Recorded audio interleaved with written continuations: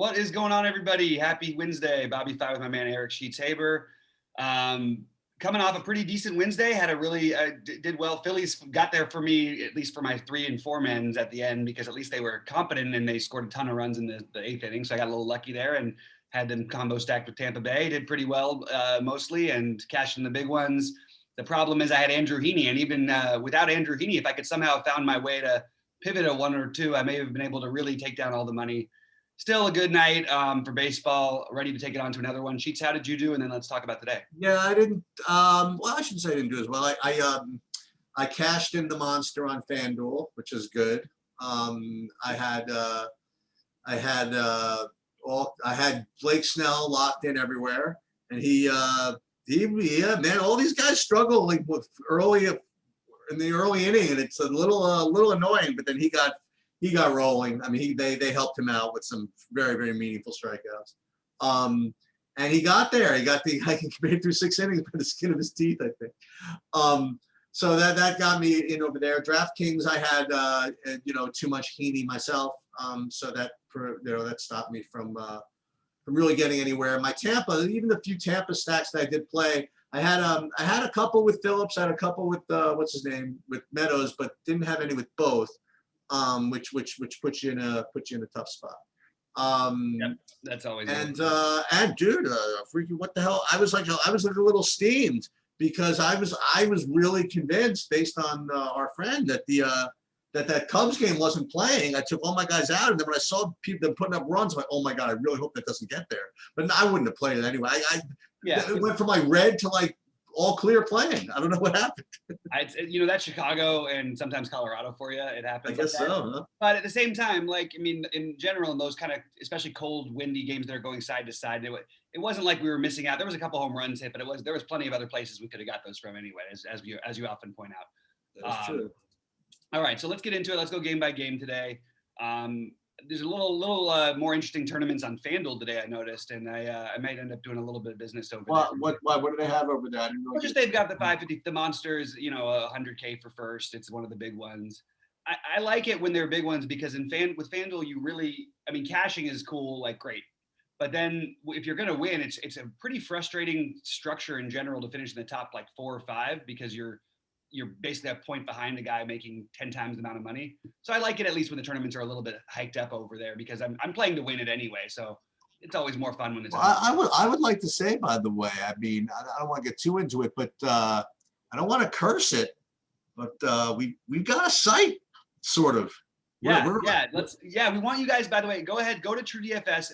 There's gonna be hiccups, there's gonna be mistakes, but we're in the middle of loading everything. That my picks for the day aren't gonna be up for a few hours probably. Sheets have already got his up, but we do want you guys to start giving us your feedback on it, and we want to make this the best experience possible. We've also got a new member of the team who we'll be introducing later on. But anyway, it's exciting. Yeah, you guys are officially, anybody listening to this is officially a beta tester right now. And like the spreadsheets that I've been referring to all this time, and for at least a brief period of time, you guys will have access to them if you feel like going on there, as long as I remember to upload them. Yeah. And that's not going to be free for all that long, so you should probably take advantage of that. You'll see why it's not free. This man has got a system for everything, so it's really worthwhile with Sheets' stuff. So. Anyway, all right, we're going to jump into today's slate before we get into that stuff. But I do want to talk a little bit more about it on a specific, we'll walk through the site. We'll go through it with some people. We'll do a live thing, something like that. One of these days coming up when we get things a little bit more streamlined from the back end. All right. So with that said, Sheets, pull up your screen if you will, and we will do this. And I'm going to wait we're going to do I guess we can do a real quick, 10-minute, 15-minute NBA video today too. Yeah, that's fine. Yeah, yesterday, I don't think I had any lineup cashing the money.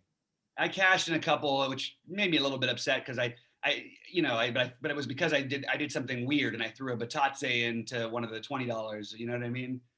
Yeah, we broke even on our 50 centers last night.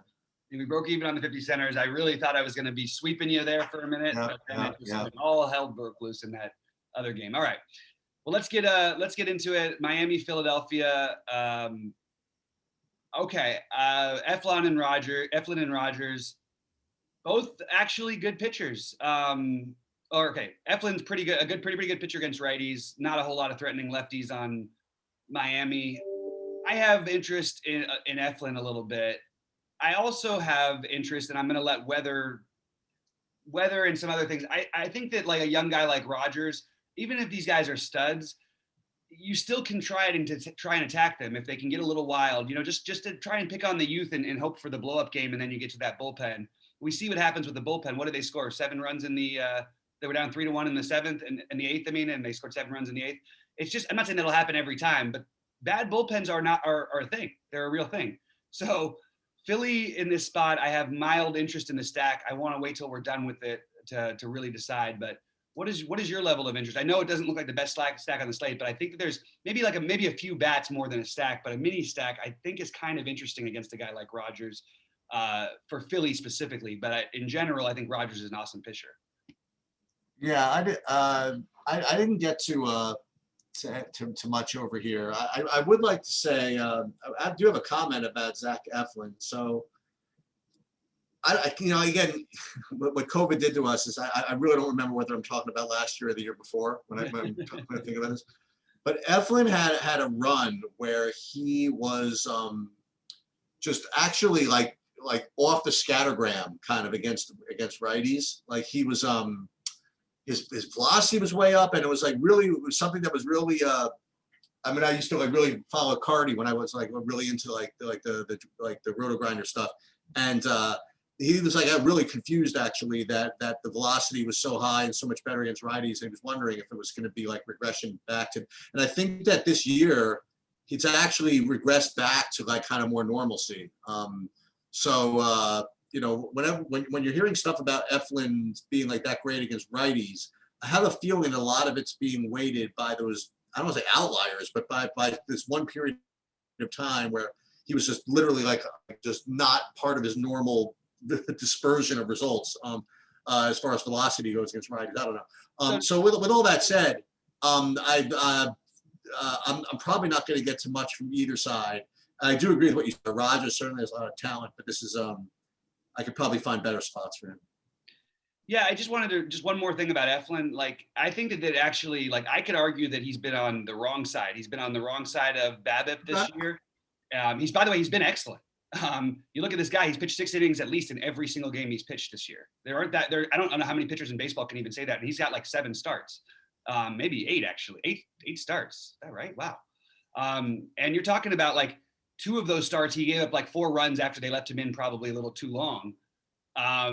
He might have, you could look at him and he would normally look like one of the top pitchers on the slate if you just took away those last innings a couple times. So I actually think that Eflin is a sneaky better play, even although he's going to get love against Miami. People are going to play some of them, but I'm sort of talking myself into more and more of the Eflin stuff.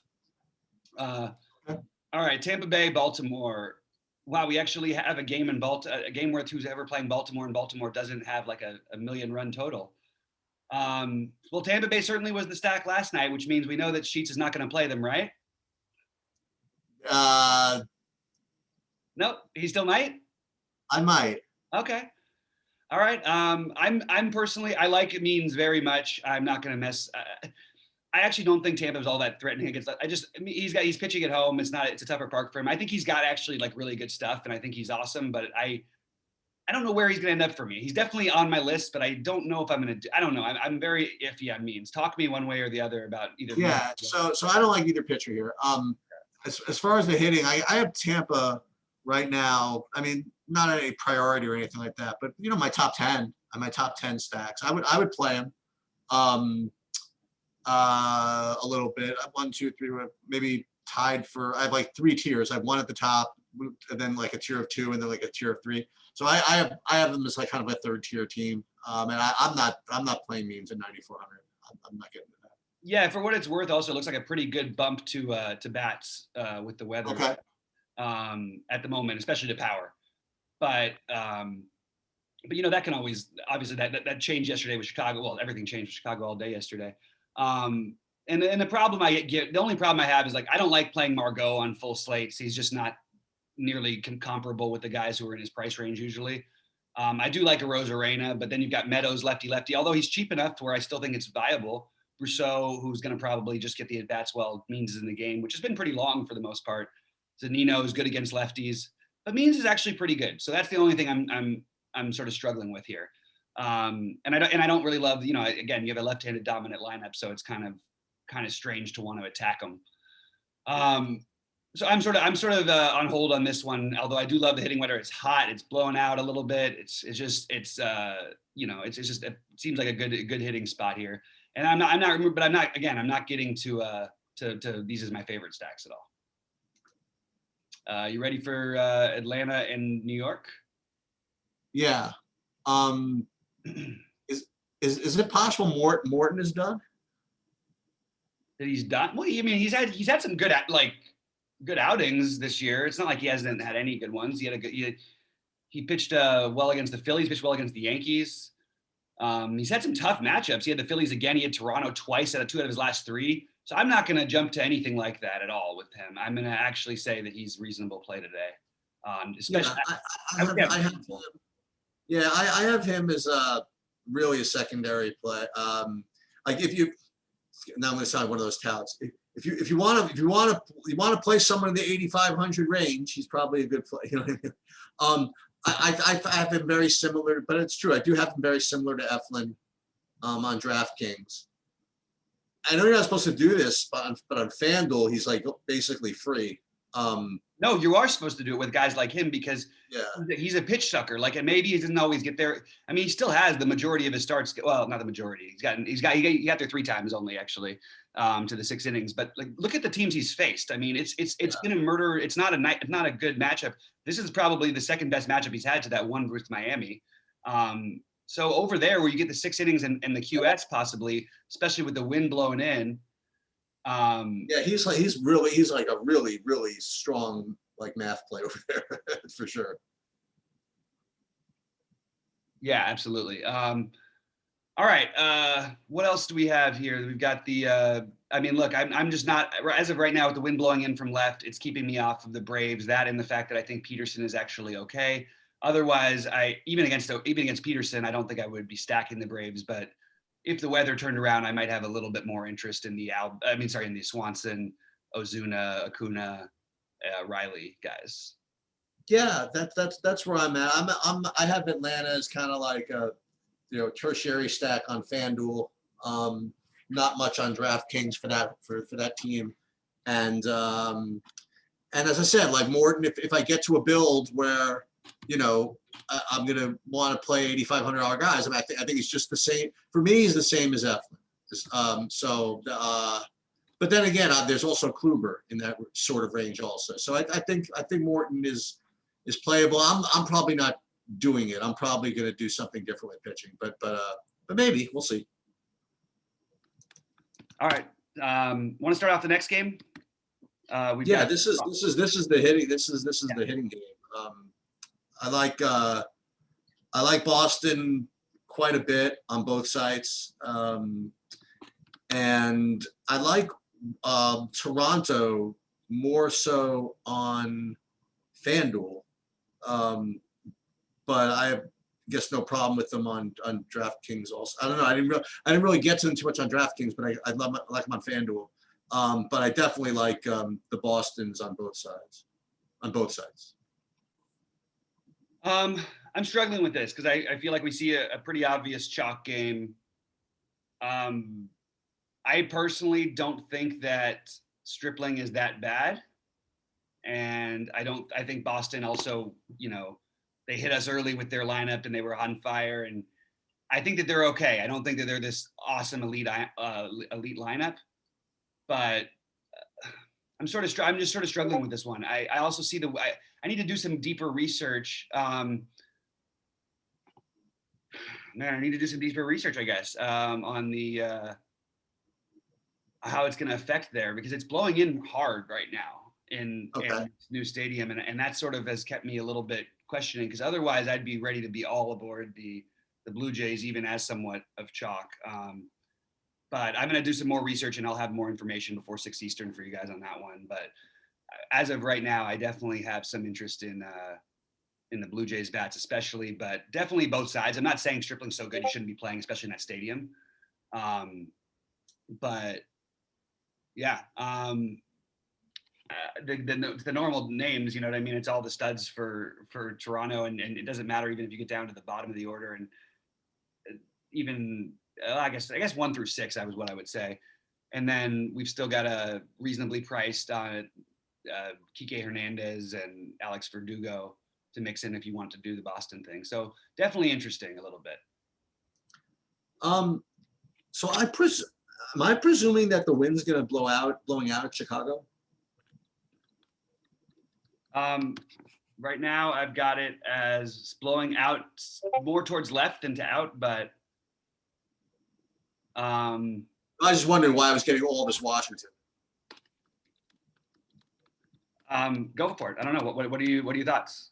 No, like Washington rates right now is my top stack. So I was just wondering why. Because their prices. So I would just say every day we've gone on, you've said that Washington is. I guess so. So that just bear in mind that, but they end up being pretty high owned. I mean, even last night they had ownership. Yeah, I know. That's the thing. But even just on raw points, for some reason, like these guys are projecting well today. I don't know what's going on, but that's where I am right now. Arrieta, again, he, washed up righties. He's got tricks. It's not like he's like, can't do anything. But that's where I'm at with Washington. And obviously, but so pitching wise, for me it's Scherzer, we'll get to the other one. Well, yeah, keep him in suspense, I guess. But Scherzer for me is like clearly, if not the top option, he's like really, he's like 1 versus 1A. I mean, he's certainly the best, my best pitcher on DraftKings. That's for sure. So I don't know if I've ever seen Scherzer with the opposing team with a projected run total of 4 or higher. I'm telling you, the wind's got to be blowing out there. It is blowing out. It's blowing out to left. I'm just going to take a quick look and see if I've got some other things on this game, because this is kind of important. You know what? So good. He'll give up 2 home runs and get 14 strikeouts. That's fine. I kind of agree. I mean, is he going to be over? I mean, he can't. He's so cheap. Like, Sheets, is he going to be overlooked because of this run total? No way. But I mean, overlooked might mean like 25% or 30%, and that's might be possible. Maybe. Yeah, he's going to be if he's going to be in a heaping pile of my lineups. Let's put it that way. I don't know if I'm at 100, but I'm going to have a lot.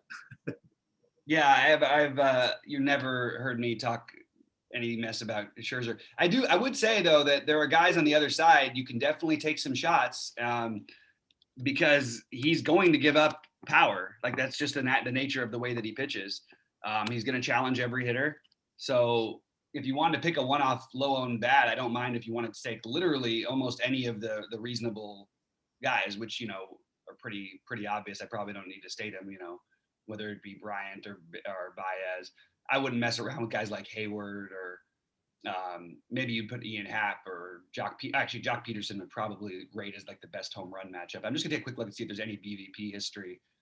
Well, the BVP would just tell you that Max Scherzer against the Cubs is by far the greatest pitcher of all time. It's 43 strikeouts and 116 at bats. That's pretty awesome with a 168 average. I'll also say that even that on FanDuel, he's like really, really pricey, Scherzer. He's not like, a lock for me over there. Right.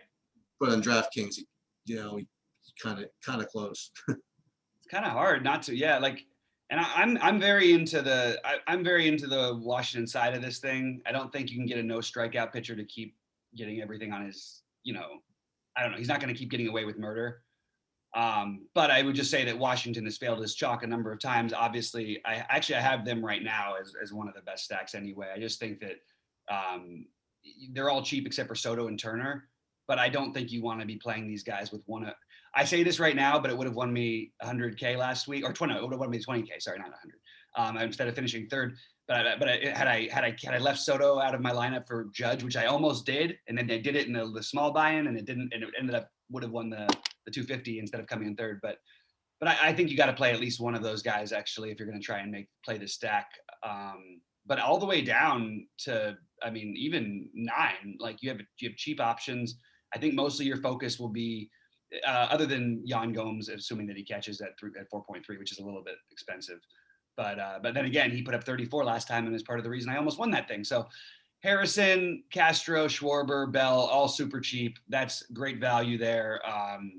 Yeah, I think that's a good place to start. And I'll play Robles from the 100 hole at 2,500 also. Yeah, I actually totally like that too. And because people, especially if everyone's going to play these other guys, it's a great way to get different. All right. And then again, I mentioned the Cubs, so I think we can move on. Sheets, do you want to start with the next one, which is sorry, I've got my a little bit scattered here. Pittsburgh and St. Louis. Yeah, so I guess Flaherty he's probably going to be like for a while. I mean, he usually rates to be a really good play. And for me, he's the 1A. It's for me, it's Scherzer and Flaherty, and you can make the case that it's the same discussion on FanDuel all the time. You know, it's like Flaherty's going to rate to be a probably better quote unquote value by Scherzer, but you need to figure out what you're actually gaining by the salary savings on a site that usually lets you play whoever you want in the hitting. So you just have to kind of look at that. But Flaherty certainly looks to be a good play. You know, he's you know, as I've discussed, he can be sometimes frustrating to play. He does kind of like he's around the plate a little bit sometimes. This could be a situation, by the way, where we could benefit from an umpire analysis. Like, if we ever get one. Let me see. Let me check on. Keep going. Sorry, Sheets. I'll look. Yeah, no, we can get it later too. You know, like he's a guy I think that I could fade if you get a bad umpire. Neutral umpire, by the way. Okay. Of course, makes it hard. So yeah, I think he's a really, really strong play. And the other thing I will mention from this game is that I do like I mean, as a tertiary stack, just is some St. Louis. And that's it.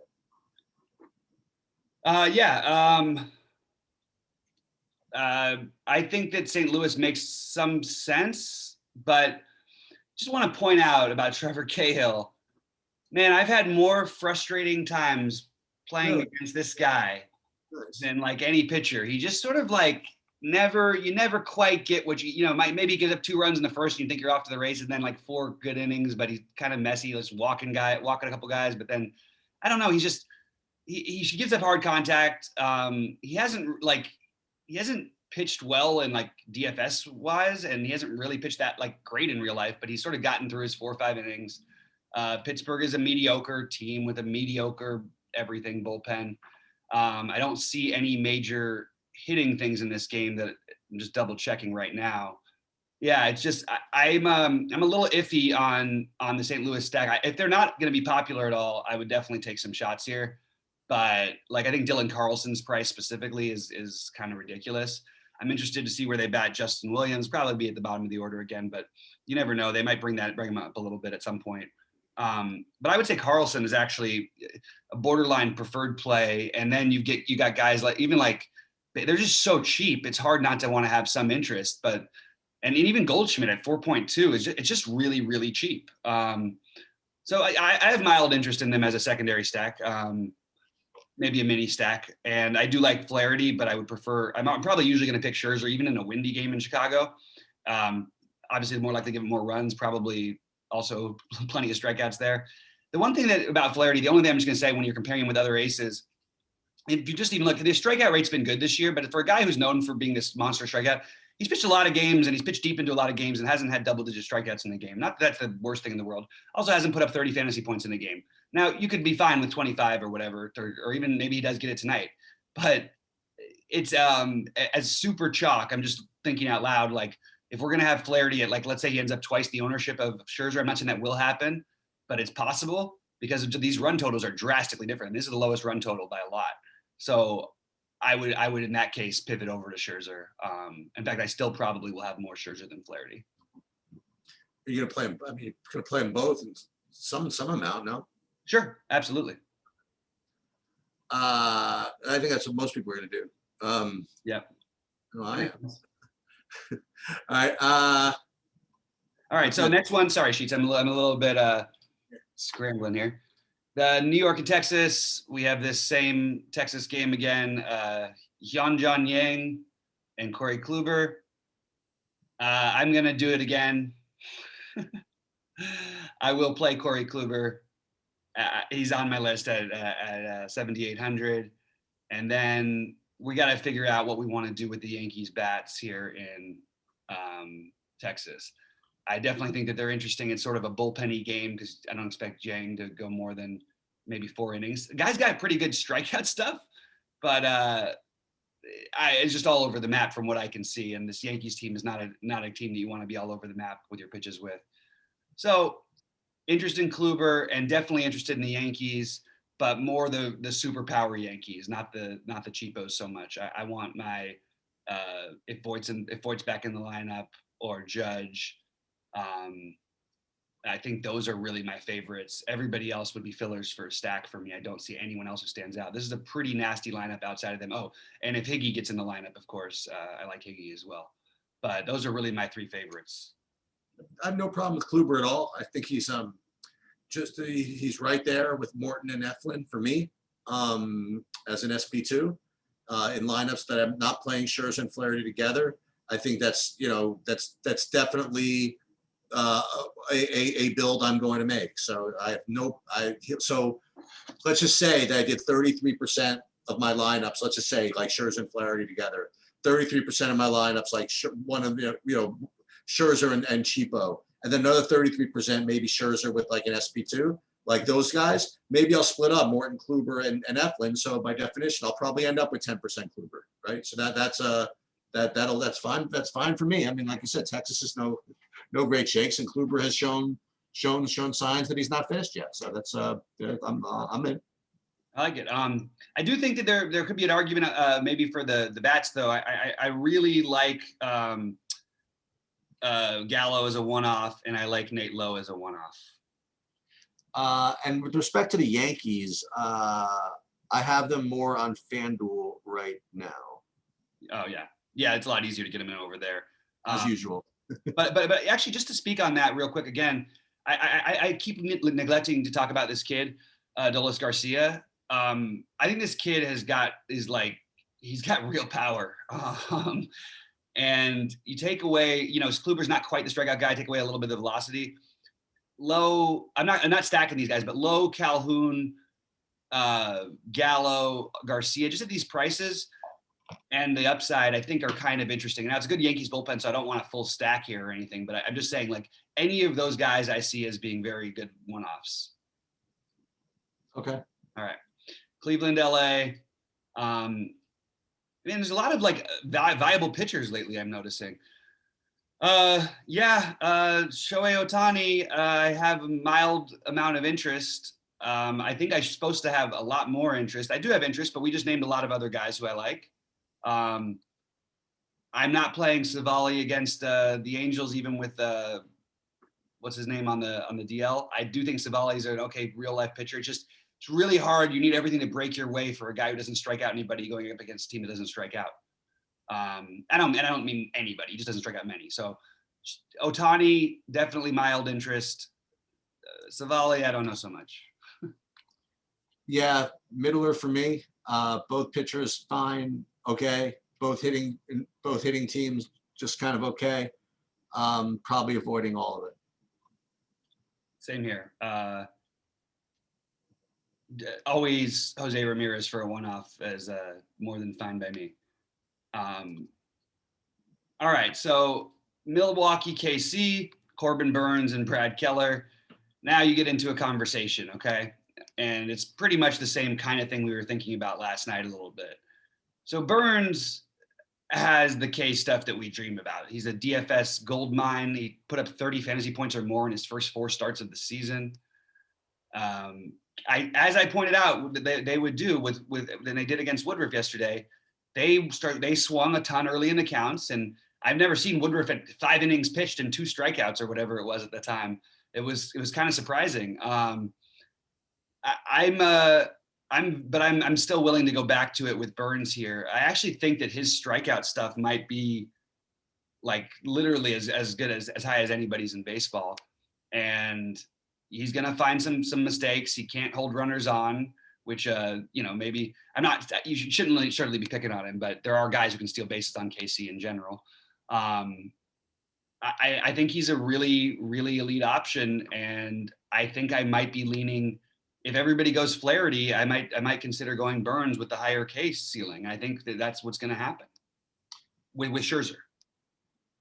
Yeah, I think that I think that Burns is going to end up being more popular than I at first thought. Just again with some of these teams, you could play a little cheaper. I think that you could get up to Burns pretty easily as opposed to Flaherty. And like you said, people game log watch too. So I do think that he's not going to be completely off the board. And however, and yeah, I think that again that Flaherty does not have like the same ceiling, I think, as Burns does. Yeah, I'll certainly consider it. Right now, I'm just kind of being like kind of wimpy and just going with the Flaherty thing. But I certainly have no problem with revisiting it.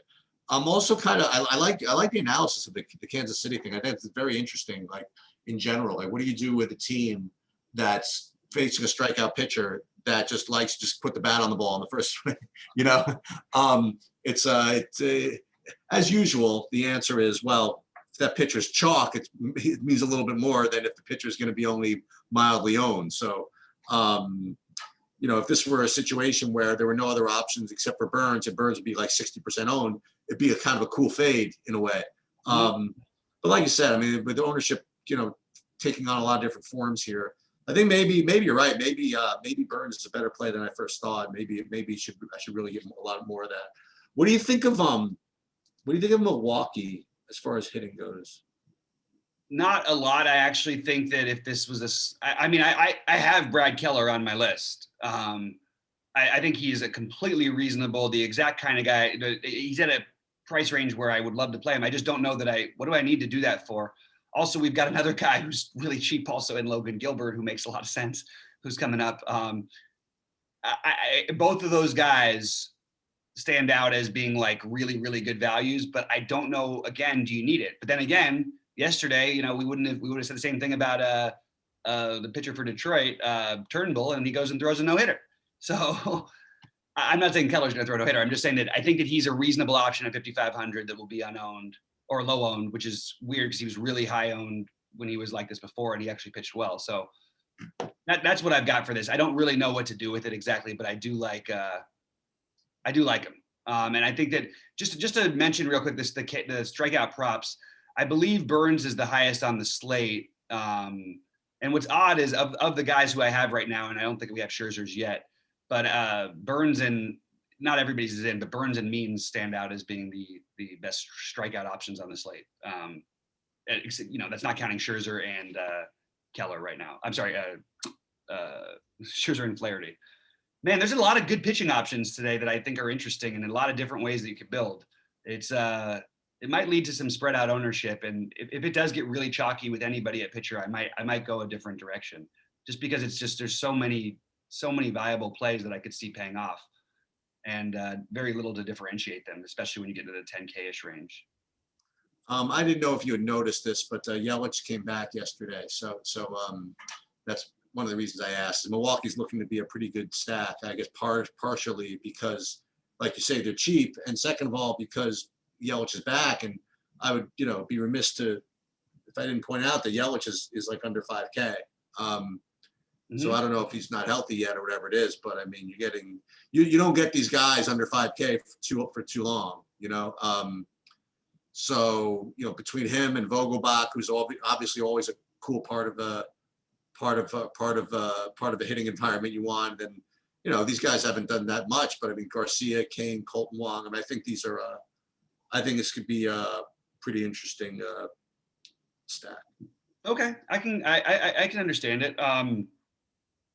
I do like in general. I mean, I love Yelich. I think he is a one-off. He's a terrific play today. I think that Abigail Garcia is still a strong play, and Vogelbach, depending on where he hits, he's probably going to be the bottom of the order. Okay. Yeah, I mean they're fine. I get it. I can get behind it. I just don't think it's not the first thing I wanted to do, but I can definitely understand it. Especially Yelich, though. Yelich, I do think is a priority. One of the 20 priority plays you have as a one-off today. All right, you ready to move on to the next one? Yeah, I have a pass in this next game, so you could talk about this one if you want. Yeah, I'm pretty much with you here. Like, the only thing I would say is that Montas can occasionally, like he can be great. He can even, different slate. Maybe we're talking about playing him here, but he can also get blown up at times. And Houston obviously has the bats to do the damage, but I just think I'm going to stay away from it. The real times that people have gotten to Montas this year, you get Minnesota once, then the Dodgers once. He couldn't get blown up, but I'm probably going to stay away from this game. So All right. they stuck Lux in the freaking 8-hole when he had a home run anyway. Yeah, of course, exactly right. I actually played him in my monster lineup on FanDuel. Oh, did you? Yeah, I had a little 4-man Dodger stack that I played him in. All right, so I'm going to be stacking the Dodgers tonight. Even with the temperature is not going to be great. I don't need to do that ask Google thing. It's going to be like 64 degrees. It's very humid. The wind should be blowing out and actually a little bit more wind than usual.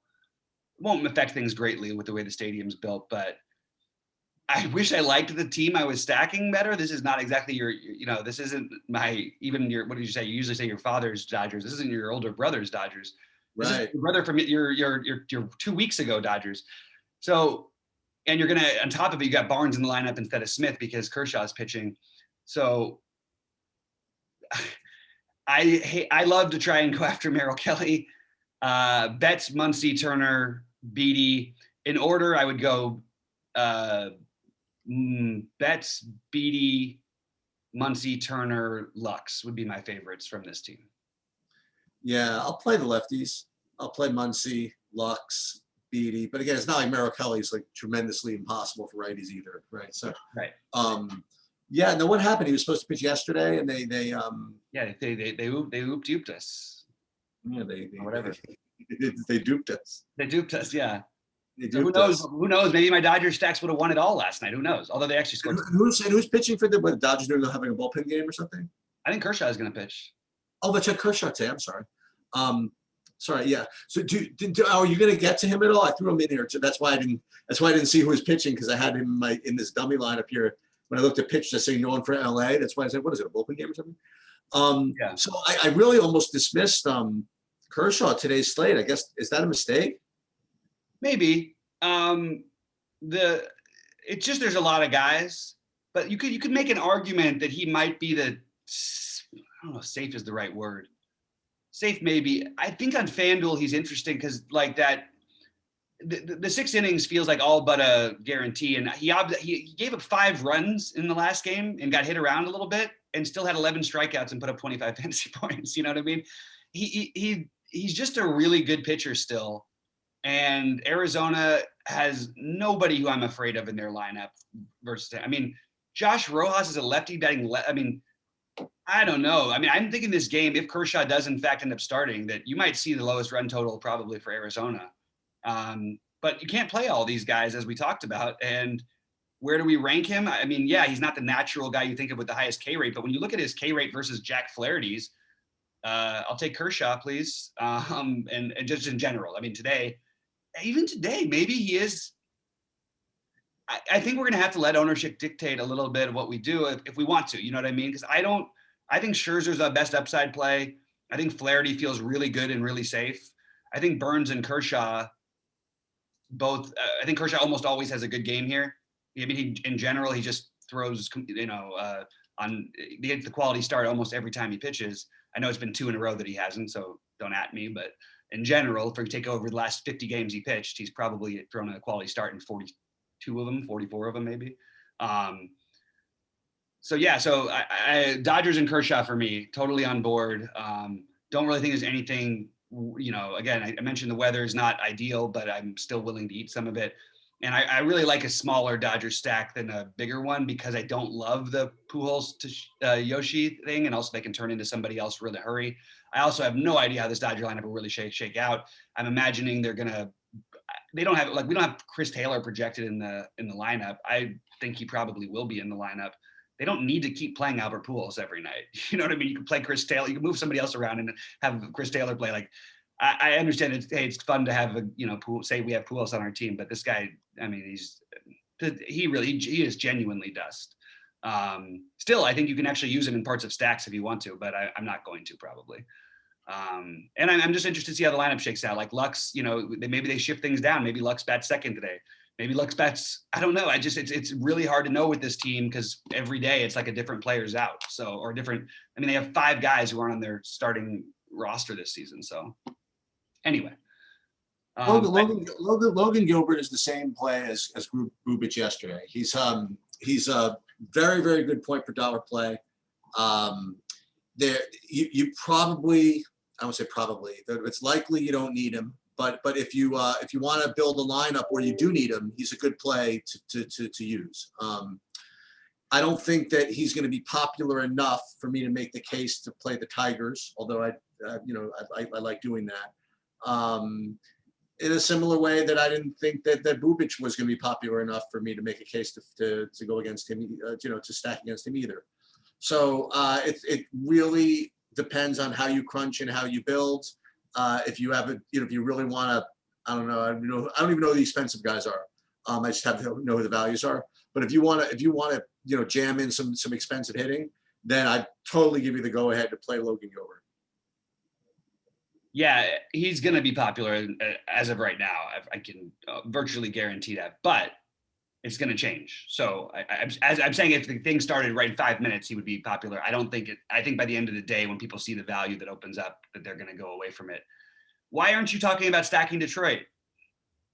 That's what I just said. Oh, did you? I'm so sorry. I missed that part of it. I guess I was just distracted. That's what I just said. I said he's not. He says if he was going to be popular, I'm just going to make the case for stacking Detroit. If he's not going to be, if he's not going to be that popular, I don't need to. It's the exact same comment I had about Bubic yesterday. But it doesn't make that much of a difference because you're going to get these guys at like 1% ownership anyway. Yeah, but that's true. But I don't think he's that bad. You know what I mean? Like, no. I think he's going to be awesome. I mean, but he did. He pitched 4 innings in his only start so far and gave up 2 home runs, a stolen base. Now just to be clear, I mean, I do have the Tigers as my 5th best value because they are cheap and you get some leverage out of it. That's cool. I mean, Scope, Candelario, Mazzara, and then whatever else fills it in. Goodrum, what's his name, Cabrera, Grossman, whoever. Mm-hmm. Yeah, I mean, if he turns out that he's 30% or something like that, I'm in. You know what? Because they're my 5th favorite stack, I'm probably gonna have some of it anyway. Okay. Yeah, I mean, I think that there's I was trying to find if there's a piece that Nomar Mazzara is 2.4, so he'd be my favorite. But you do have 2.8 Scope, but he's using a first base spot. But then again, Mazzara is using an outfield spot. Those guys are both. The other thing though is what's wrong with Haas. What's wrong with Seattle? I mean, because I have them as my 4th favorite stack. Okay, yeah, let's talk about that in a second. I like Haas also as a catcher, like as a one-off even. Okay. He's 2,900 batting 6th, a little better spot in the order, and I just think they're okay. Seattle, the only issue I have is that they don't really have like a bunch of like great righties, like your best hitters other than Haniger, Haniger, Kalenic, Seager, I guess Lewis you count as. I do have Lewis as specifically as a one-off play that I like. And I like Haniger. I don't know that I'm going to be able to play Haniger in the outfield at that price, even though it's a very reasonable price. Just there's a lot of good individual bats that I like today. Those guys and Dylan Moore. But then again, you have to worry. Part of why you play against Detroit in general is that you want to pick on the bullpen, and I don't know if Dylan Moore will get those at bats. Okay. We've seen him not being played against some of the righties, and Skubal is interesting because he's not. Since they really have given him more of a leash, he's only pitched a couple games, but I don't want to say he's not, I can see upside with him. I see how he has a high strikeout upside. I don't think I'm not going to play him, but I think he'll cross some people's minds. But for me, I guess that's what it would be. Haniger, Lewis, Moore. I actually like Seager against lefties in general, but it's a huge slate, so I don't think I need to do it. But all of those guys are fine to me. I think I'd rather try and find ways to play the Dodgers, Blue Jays, and Washington over these guys. But I definitely could see an argument for about 5 or 6 teams being a good fourth stack option. Anybody else who you like that I didn't mention? No, you want to summarize? Yeah. So for me, from the stacks standpoint, Blue Jays, Washington, Dodgers, mini because of the cheap prices, mini Boston. Those are my favorites as of right now. Favorite individual hitters that I just have as of right now: Bell, Schwarber, Harrison, Soto, Turner, Carlson, Williams, Goldie, Judge, Yelich, Gallo, Brent, Lowe, Lowe, Texas Lowe, Garcia from Texas, Kyle Lewis from Seattle, Nomar Mazara, and Haniger. But Haniger is the last one on there. So, and then the pitching is, I think I'm leaning Scherzer, somewhere between the expend ups, because I just can't figure out what I'm getting by not using them today. Maybe if you want to just play all the big bats from Toronto and Boston, I guess then you could argue to pay down at pitching. But mostly it's going to end up, being a combination of Burns, Scherzer, Flaherty, with some Kershaw in there. And then on FanDuel, I think I'm going to play Charlie Morton. You hit it right on the head with the stacks. The Boston and the Torontos are going to be my favorites to get in with my non-double pay up options. Whether that means my Scherzer, I say Bubich, whoever the guy is, the Gilbert Scherzer combinations, or even the Scherzer with those SP2s we talked about, the 7800s. If I could get at least maybe a couple of those Boston, Toronto guys in with those, that'd be nice. Aside from that, I mean, value-wise, there's Washington, Milwaukee, Seattle, Detroit, Tampa, St. Louis. But I think Washington fits on both ends of the equation. I think they're going to have to be really popular if I'm seeing it like this. You know what I mean? Like, if they're just going to be wicked popular. Yeah, I'm curious where the Dodgers end up on that one. Did you have any interest in the Dodgers side of it? No, that's so and part of it is, again, because we don't know the lineup. That's why they're always unpopular. But yeah, I mean, they're going to be. I mean, again, like if you get these guys in, the guys in that you expect, I guess they'll be okay. And then on FanDuel, I'm probably going to play Charlie Morton also. And then you could the Yankees, Boston, Toronto. I mean, do whatever you want over there once you play Charlie Morton. Yeah, and Sheets, I was going to throw this by you, but I may as well mention it on air. What do you think about maybe? What if we use FanDuel as a thing next time, just for fun, to try and mix it up? Because we've had a few people say, "Hey, do you mind focusing on FanDuel earlier?" And I said, you know what? Maybe I should mention more things about that. We always touch on it when we go through our later stuff, but maybe next time we do a baseball one, we start off with FanDuel. Yeah, and by the way, you know what you could do if you guys wanted to see who's your favorite one-offs and stuff. You go to the True DFS, go to the site, and you go to my sheet, and then you just rank them by either point per dollar or my value score, and then you could sort it by position and stuff like that, and you can answer the questions yourself. Awesome. That's and any questions with that, drop them in Discord at Sheets, and then we'll try and answer them for you, and we'll try and answer on live shows if you want to go through that stuff too. We'll also set up a set thing once we get the site a little bit more established. Yeah. But yeah, we're excited to have that going. All right, Sheets. Anything else before we get out of here? Nope. All right. Good luck to everybody out there, and we'll see you at the top of the leaderboards.